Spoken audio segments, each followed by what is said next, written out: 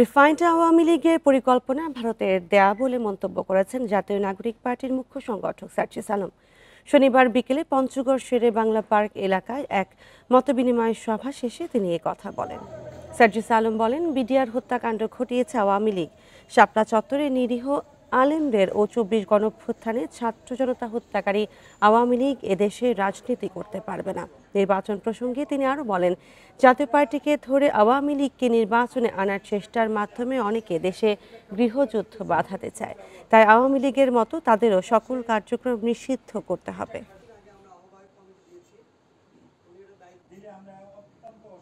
ভালো নেতা খারাপ নেতার কিছু নাই। এই রিফাইন্ড আওয়ামী লীগের যে গল্প, এই আওয়ামী লীগের দোসর, আওয়ামী লীগের চামচা জাতীয় পার্টির কো চেয়ারম্যান দিতেছে। এই রিফাইন্ড আওয়ামী লীগের আইডিয়া হইতেছে ভারতের দেয়া আইডিয়া। এই আইডিয়া এই বাংলাদেশে বাস্তবায়ন হবে না, অভ্যুত্থান পরবর্তী বাংলাদেশে।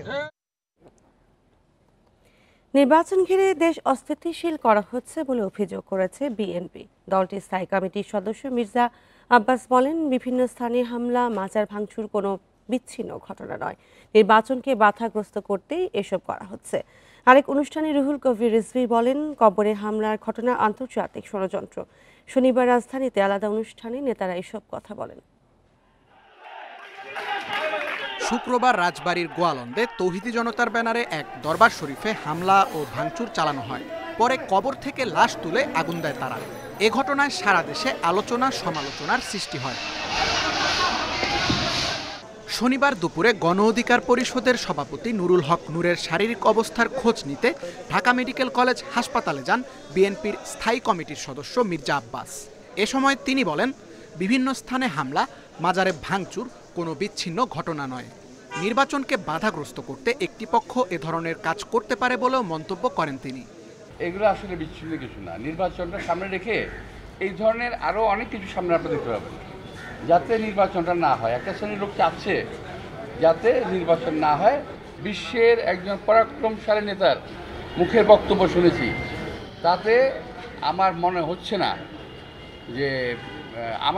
না এই দেশে একটা স্বাভাবিক প্রক্রিয়া আমরা যাচ্ছি। এদিকে রাজধানীর পল্টনের দলীয় কার্যালয়ে ঈদে মিলাদুন্নবী উপলক্ষে মিলাদ মাহফিলে বিএনপির সিনিয়র যুগ্ম মহাসচিব রুহুল কবির রিজভী বলেন, দেশের মানুষ ঐক্যবদ্ধ নয় বলেই হিংসা হানাহানি বাড়ছে। আমার কেন জানি মনে হচ্ছে ভেতর থেকে গভীর চক্রান্ত চলছে। পাকিস্তান আমলেও দেখেছি, তখন ছোট, তখন তো মাজার আক্রমণের কথা শুনিনি, তখন তো আমরা মাজারের কোনো লাশ পুড়িয়ে দেওয়ার কথা শুনিনি। এখন তো আরো এগিয়ে যাওয়ার কথা দেশ। আজকে হঠাৎ করে এই কাজগুলো কেন হচ্ছে? নির্বাচন ঘিরে অস্থিতিশীল পরিস্থিতির অভিযোগ তুললেও সরকারের পক্ষ থেকে এখনো কোনো প্রতিক্রিয়া পাওয়া যাচ্ছে না বলেও অভিযোগ করেন দলটির নেতারা। Tanvir Ahmed, independent News, Dhaka. যে সরকার মাজার রক্ষা করতে পারে না, সেই সরকার নির্বাচনের জন্য প্রস্তুত নয় বলে মন্তব্য করেছেন জাতীয় পার্টির মহাসচিব শামীম হায়দার পাটোয়ারি। শনিবার ঈদে মিলাদুন্নবী উপলক্ষে জাতীয় পার্টির কার্যালয়ের সামনে আয়োজিত সভায় তিনি এ মন্তব্য করেন। বলেন, জাতীয় পার্টির ওপর অন্যায় চাপিয়ে দেওয়ার চেষ্টা চলছে। সব ষড়যন্ত্র রুখে দেওয়ার ঘোষণা দেন তিনি। বলেন, জাতীয় পার্টির কার্যালয় যতবার ভাঙা হবে ততবার বড় পরিসরে ফিরবে। আওয়ামী লীগের ক্লিন ইমেজের প্রার্থীদের জাতীয় পার্টি থেকে মনোনয়ন দেওয়ার বিষয়ে জাপা কো চেয়ারম্যানের বক্তব্যকে তার ব্যক্তিগত মত বলে জানান মহাসচিব। দলীয় ফোরামে এমন কোনো সিদ্ধান্ত হয়নি বলেও জানান তিনি। এদেশের সরকার মত নিয়ন্ত্রণ করতে পারে না, এদেশের সরকার মাজার নিয়ন্ত্রণ রক্ষা করতে পারে না, মত না রাজনৈতিক কর্মসূচি, আমি মনে করি সেই সরকার নির্বাচনের জন্য প্রস্তুত না। রাজবাড়ীতে দরবার শরীফে ভাঙচুর ও কবর থেকে মরদেহ তুলে পোড়ানোর ঘটনায় নিন্দা জানিয়ে উপদেষ্টা আসিফ মাহমুদ বলেছেন, এই বিষয়ে ব্যবস্থা নেবে সরকার। তবে রাজনৈতিক কোনো হামলার ঘটনাকে মব বলা যাবে না বলেও মন্তব্য তার।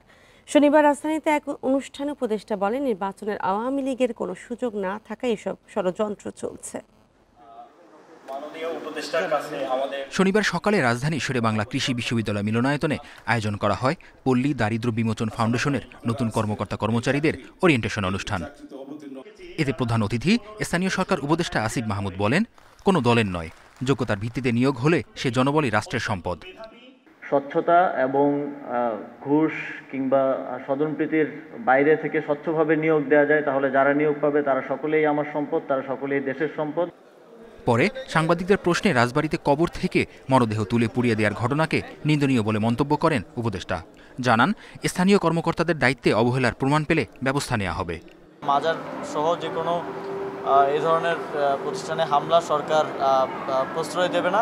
তবে সেখানে আমরা জেনেছি যে ইতোপূর্বেই স্থানীয় জনগণের পক্ষ থেকে জেলা প্রশাসন বরাবর চেষ্টা করা হয়েছিল এটা মীমাংসা করার জন্য। তো সেখানে কোন কোন অফিসারের আসলে দায় আছে এবং কাদের নিবৃত্ত থাকার কারণে কিংবা দায়িত্ব পালনে অবহেলার কারণে এই ধরনের পরিস্থিতি তৈরি হয়েছে সেটা আমরা দেখব। যারা কবর থেকে মরদেহ তুলে পুড়িয়েছে তাদের বিচারের আওতায় আনা জরুরি বলে মন্তব্য করেছেন জাতীয় নাগরিক পার্টির সদস্য সচিব আক্তার হোসেন। শনিবার রাজধানীর বাংলা মোটরে জাতীয় নাগরিক পার্টির আয়োজনে দলটির কেন্দ্রীয় কার্যালয়ে ঈদে মিলাদুন্নবী উপলক্ষে এক আলোচনা ও দোয়া মাহফিল অনুষ্ঠানে তিনি এসব কথা বলেন। এ সময় আক্তার আরও বলেন, কাবা শরীফের আদলে যারা কবর তৈরি করেছেন তাদের বিচারের আওতায় আনা জরুরি। আলোচনা সভায় বক্তারা জানান, রাসূলুল্লাহ সাল্লাল্লাহু আলাইহি ওয়াসাল্লাম ছিলেন এক আদর্শ চরিত্র এবং তার জন্ম ও ওফাতের পবিত্র স্মৃতি বিজড়িত ঈদে মিলাদুন্নবী সাল্লাল্লাহু আলাইহি সাল্লাম সারা বিশ্বের মুসলমানদের জন্য অত্যন্ত পবিত্র ও মহিমান্বিত একটা দিন। কাবা ঘরের আদলে কবর বানিয়েছে, তাদেরকে বিচারের মুখোমুখি দাঁড় করানো যেমন আমাদের কর্তব্য, একই সাথে সংযত থাকাও আমাদের কর্তব্য ছিল। কিন্তু একটা লাশকে তিনি তো আল্লাহর কাছে সুপর্দ হয়ে গেছেন, তার বিচারের দায়ভার তো আল্লাহ রাব্বুল আলামিনের কাছে চলে গেছে। আজ শেষ হচ্ছে ডাকসু নির্বাচনের প্রচার। হল ও ক্যাম্পাসে তৎপর রয়েছেন প্রার্থীরা, বিতরণ করছেন লিফলেট, চালিয়ে যাচ্ছেন জনসংযোগ। নেতারা বলছেন, রাজনৈতিক অপসংস্কৃতি গোটা দেশকে যেভাবে ধ্বংস করেছে ঢাকা বিশ্ববিদ্যালয়ে তা আর হবে না। এদিকে ডাকসু নির্বাচন অবাধ ও সুষ্ঠু হওয়ার প্রত্যাশা ভোটারদের। 9 সেপ্টেম্বর ডাকসু নির্বাচনের ভোট গ্রহণ, রোববার শেষ হবে আনুষ্ঠানিক প্রচারণা। মামলা হয়।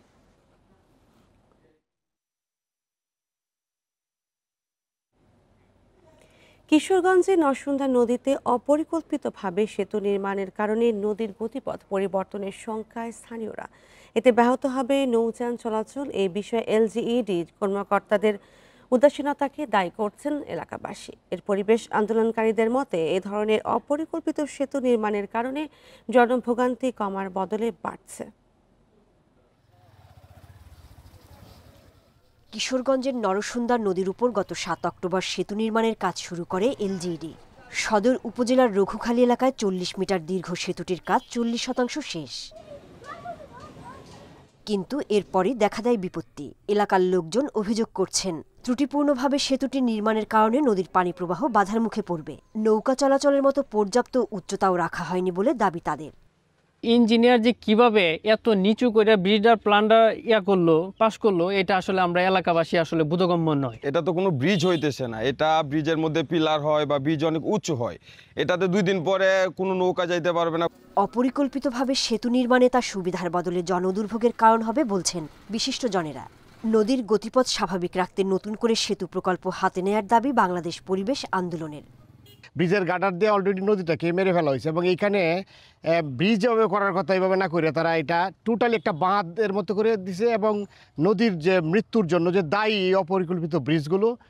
এ বিষয়ে ঠিকাদার মোহাম্মদ মমিনুল হক ভৈরবের সঙ্গে যোগাযোগ করা হলেও কথা বলতে রাজি হননি।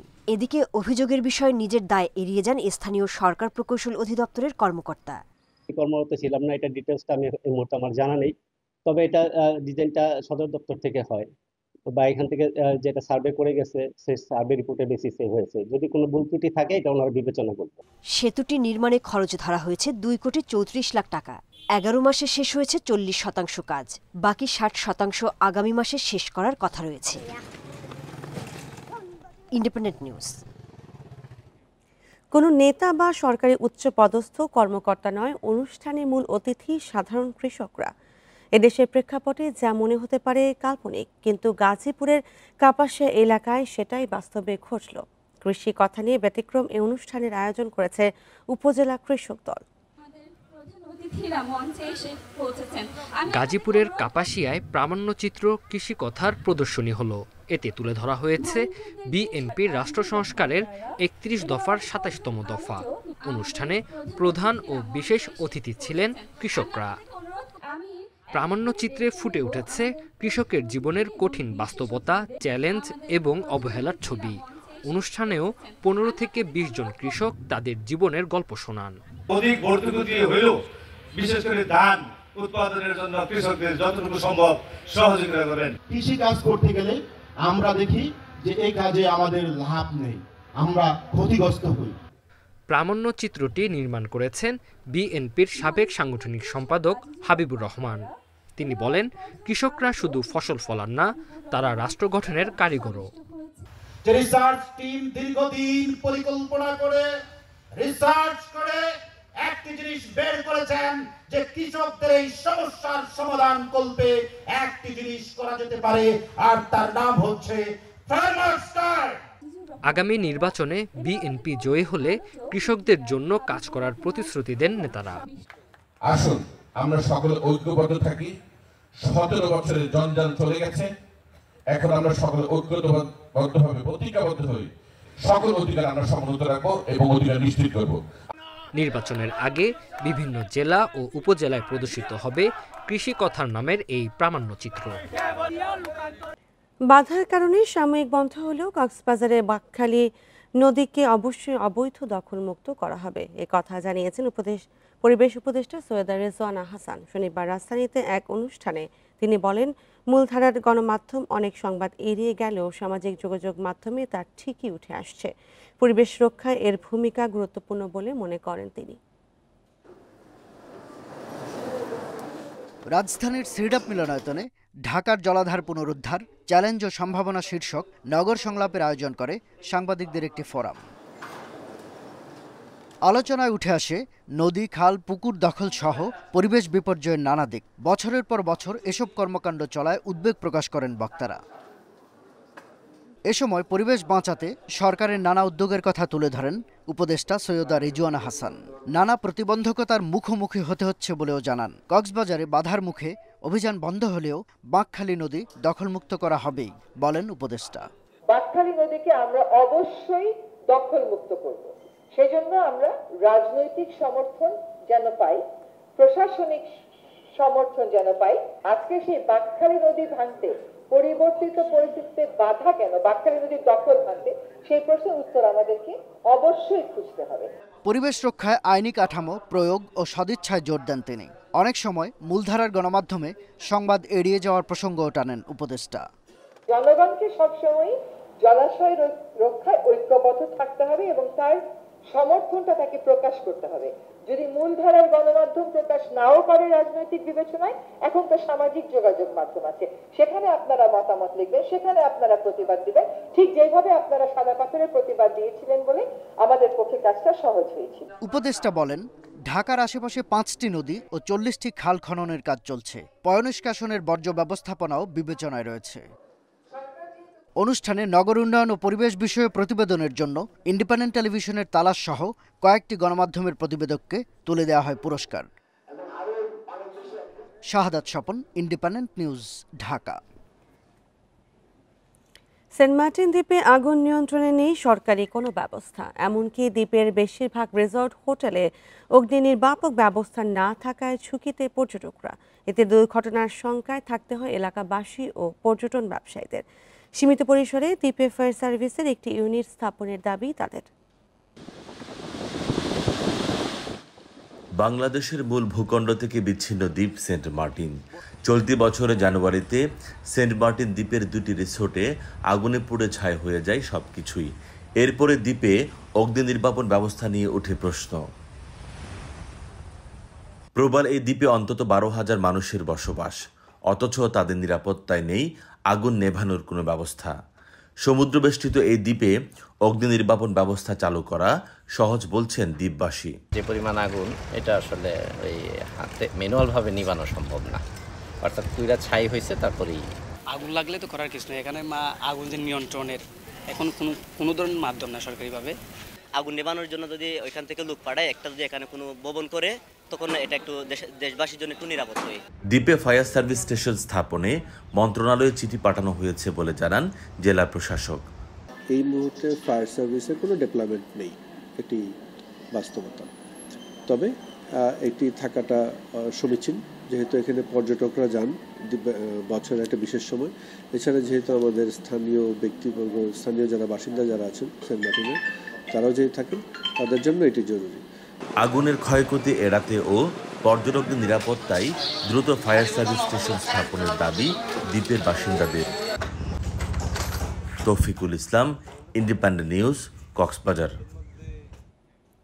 চাঁপাইনবাবগঞ্জের আশিনা আম নিয়ে বিপাকে চাষিরা। বৃষ্টি বেশি হওয়ায় পোকার আক্রমণে 5 থেকে 7% আম পচে গেছে।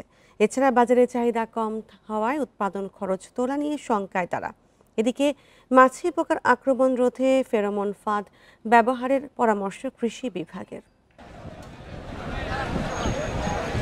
সেপ্টেম্বরেও জমজমাট চাঁপাইনবাবগঞ্জের কানসাট আমের বাজার। বাজারে আধিপত্য আশিনা জাতের আমের। মৌসুমের একেবারে শেষে বাজারে আসে এই আম। 1 দশক আগেও তেমন কদর ছিল না। ধীরে ধীরে সে অবস্থা অনেকটাই বদলেছে। আর ওই আষাঢ় শ্রাবণ মাসে কম খাই, ভাদ্র মাসের দিন পড়লে তখন অন্য আম থাকে না, এই আশিনাই থাকে। এখন কাটিমন আছে খালি এই কয় বছর থেকে। তবে এবছর অতিবৃষ্টির কারণে দেখা দিয়েছে বড় বিপর্যয়। মাছি পোকা বাড়ায় বাজারে ওঠার আগেই পচে গেছে 5 থেকে 7% আম। গত বছর বাজারে মন প্রতি 6,000 টাকা বিক্রি হলেও এবছর দাম 3 থেকে 4,000 টাকা। মানে বর্ষার কারণটা বেশি, তো দেখুন জেনে ক্ষয়ক্ষতি হয়ে শেষ। যে বানটাতে আমটা গেছে আপনার 100 মন, বানটাতে পাইছে 60 মন 50 মন। আম খালি ওই ফুড়ে দেয় আর মনে করেন যে নষ্ট হয়ে পচে পড়েছে খালি। জেলায় 9,000 হেক্টর বাগানের জমিতে আশিনা আমের চাষ হয়েছে। ক্ষতি থেকে চাষিদের রক্ষায় নানা পরামর্শ দিচ্ছে কৃষি বিভাগ। মাছি পোকার জন্য আমরা আগের থেকে এপ্রিল মাস থেকেই বলি যে আমাদের ফেরোমন ফাঁদ দেওয়ার জন্য বলি, এবং একই সাথে হচ্ছে ব্যাগিংয়ের জন্য পরামর্শ। যদি কোনো আম চাষি ফেরোমন ফাঁদ ব্যবহার করে অথবা ব্যাগিং করে, তাহলে তার আমের মাছি পোকার উপদ্রব যেমন কমে যাবে, একই সাথে ব্যাগিং করার ফলে আমের রং ভালো হবে। গত বছর জেলায় 3,80,000 মেট্রিক টন আম উৎপাদন হয়। এর মধ্যে 1 লাখই আশিনা জাতের, যা বাজারে থাকবে অক্টোবরের মাঝামাঝি পর্যন্ত। Independent news. বাজারে আলুর দাম পড়ে যাওয়ায় বিপাকে ঠাকুরগাঁয়ের চাষিরা। মৌসুমের শুরুতে ভালো দাম পেলেও এখন পড়তি বাজারে উৎপাদন খরচ তোলা নিয়ে এই দুশ্চিন্তায় তারা। এছাড়া পাইকাররা সরকারের বেঁধে দেওয়া সর্বনিম্ন দাম না মানায় বঞ্চিত চাষিরা। সংকট কাটাতে আলুর রপ্তানি বাড়ানো ও মূল্য তদারকির তাগিদ তাদের। বছরের শুরুতে ঠাকুরগাঁয়ে 70 থেকে 80 টাকা কেজি দরে আলু বিক্রি হলেও মার্চ থেকে পড়া শুরু করে দাম। বর্তমানে খুচরা বাজারে আলুর দাম সর্বোচ্চ 18 টাকা আর হিমাগারে 13 থেকে 14 টাকা কেজি। কৃষকরা জানান, বীজ ও সারের দাম বেশি পড়ায় এই মৌসুমে প্রতি কেজি আলুর উৎপাদন খরচ 17 থেকে 18 টাকা। এর সাথে হিমাগার খরচ, বস্তা ও পরিবহন ব্যয় মিলিয়ে প্রতি কেজি আলুতে বাড়তি খরচ 11 টাকা। সরকার হিমাগার গেটে আলুর সর্বনিম্ন দাম 22 টাকা নির্ধারণ করলেও তা মানছেন না কেউ, অভিযোগ চাষিদের। এখনো আড়তে কোনো কেনাবেচা নাই, বাড়িঘর আলুর লোক এখনো খাচ্ছে, এই জন্য আমাদের দোকানে এখনো কেনাবেচা নাই। সব বেচা কিনা করে কোনো আলুর টাকা পায় না, 100-150 টাকা মাত্র পায়। এই জন্য আলু বর্তমান কিনা বেচা বন্ধ। আসতেছি, সে ঘুরে যাচ্ছি, মনে করেন যে আলুর দাম তো কম, আবার স্টোর ভাড়া দিয়ে একটা বস্তা বেচতে গেলে 150 টাকার মতো থাকবে। জেলায় 19টি হিমাগারে প্রায় 1,30,000 টন আলু মজুত আছে। দাম না পাওয়ায় বেশিরভাগ কৃষক আলু বিক্রি করছেন না, জানালেন হিমাগারের কর্মকর্তা। এই আলু যদি আপনার মনে করেন কোল্ড স্টোর থেকে বাহির না হয়, এখানে দেখা যাবে আপনার মালিক পক্ষ অনেক ক্ষতিগ্রস্ত হবে। হ্যাঁ, তার সাথে যারা আলু মজুত করছে, ব্যবসায়ী হোক বা কৃষক হোক, সবাই এই আলু রাখাতেও অনেক ক্ষতিগ্রস্ত। কৃষি বিভাগ বলছে, এবার ঠাকুরগাঁও এবং এর আশেপাশের জেলাতে আলুর উৎপাদন বেশি হওয়ায় চাষিরা আশানুরূপ দাম পাচ্ছেন না। তবে অনেক চাষি বীজ আলু সংরক্ষণ করছেন, তাই আলুর চাষ কমবে না আশা কৃষি কর্মকর্তার। কি পরিমাণ আবাদ হচ্ছে সেই ইয়াটা যদি একটু কৃষক রাখে, তাহলে হচ্ছে যে কৃষক এই ক্ষতিগুলো থেকে মানে মুক্তি পাইতে পারে। জেলায় এবার ২৭,৫০০ হেক্টর জমিতে চাষের লক্ষ্যমাত্রা ছাড়িয়ে বাড়তি ৭,০০০ হেক্টর জমিতে আলু চাষ হয়েছে। এছাড়া আগাম জাতের আলু চাষ হয়েছে আরও ১০,০০০ হেক্টর জমিতে। Independent News. সারা বছর মোটা অঙ্কের টাকা ব্যাংকে এফডিআর করা হয়। ঠিক ৩০ জুন লাভ সহ পুরো টাকা তুলে নেওয়া হয়। বছরের পর বছর কর ফাঁকি দিতে এমন অভিনব কৌশল নিতেন কর আইনজীবী নিরঞ্জন ঘোষ। শূন্য আয়কর রিটার্ন দিয়ে জুলাই এসে আবারও কোটি কোটি টাকার এফডিআর করতেন তিনি। তবে শেষ রক্ষা হয়নি। ধরা পড়েন কর গোয়েন্দা জালে। ফাঁকির ৪ কোটি টাকা ফেরত পেতে এখন তৎপরতা শুরু করেছে এনবিআর। একজন পেশাদার কর আইনজীবী নিরঞ্জন ঘোষ ঢাকা ট্যাক্স বার অ্যাসোসিয়েশনের একজন সদস্য হিসেবে সাধারণ করদাতাদের নানা পরামর্শ দিয়ে থাকেন। অথচ তিনি নিজেই কর ফাঁকির নানা চাঞ্চল্যকর কৌশল অবলম্বন করে ৬ কর বর্ষে ফাঁকি দিয়েছেন প্রায় ৪ কোটি টাকা। অনুসন্ধানে দেখা যায় নিরঞ্জন ঘোষ চলতি বছরের জুনের শেষ সপ্তাহে সাউথ ইস্ট ব্যাংক কাকরাইল শাখায় ৪টি এফডিআর ভেঙে লাভসহ প্রায় ৭,৪৫ লাখ টাকার পে অর্ডার নেন। এতে তার ব্যালেন্স শূন্য হয়ে যায়। এছাড়া মার্কেন্টাইল ব্যাংকের একটি শাখায় এফডিআর ভেঙে ১,৩৫ লাখ টাকার পে অর্ডার নেন। ২ ব্যাংক থেকে প্রায় ৮,৮০ লাখ টাকার পে অর্ডার নিয়েছেন নিরঞ্জন ঘোষ, কিন্তু তার সবশেষ কর বর্ষের রিটার্নে এই এফডিআরের কোনো তথ্য নেই। পরে আবার ৭ July south east bank corporate শাখায় আরও প্রায় ২,৩৪ লাখ টাকা যোগ করে মোট ১১,১৪,৯২,০০০ টাকা নতুন করে এফডিআর করেন নিরঞ্জন। অথচ রিটার্নের সঙ্গে জমা দেয়া ব্যাংক হিসাবের ব্যালেন্স শূন্য দেখিয়েছিলেন তিনি।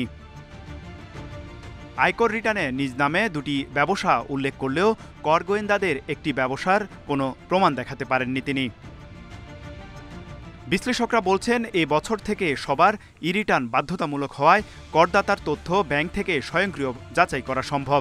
ফলে যে করদাতা অপকৌশলের আশ্রয় নেবেন তাদের জরিমানাসহ শাস্তির মুখে পড়তে হবে।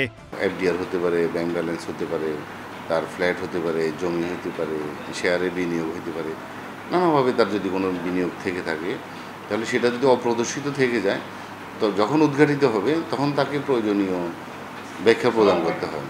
এ বিষয়ে বক্তব্য জানতে নিরঞ্জন ঘোষের অফিসে গেলে জানা যায় তিনি এই অফিস সরিয়ে নিয়েছেন অনেক আগেই। পরে ফোন এবং SMS করে প্রশ্ন পাঠালে তিনি কোনো উত্তর দেননি। উল্টো নিরঞ্জন ঘোষের হয়ে বিভিন্ন ব্যক্তি ফোন করে দেখে নেয়ার হুমকি দেন। কোন বেসে নিউজটা করবেন সেটা আমার দেখার আছে। 19টা 20 নিউজ আমি মামলা করব আপনার নামে। তৌহিদ রানা, ইন্ডিপেন্ডেন্ট নিউজ, ঢাকা। এই ছিল এখনকার সংবাদে। ধন্যবাদ সবাইকে।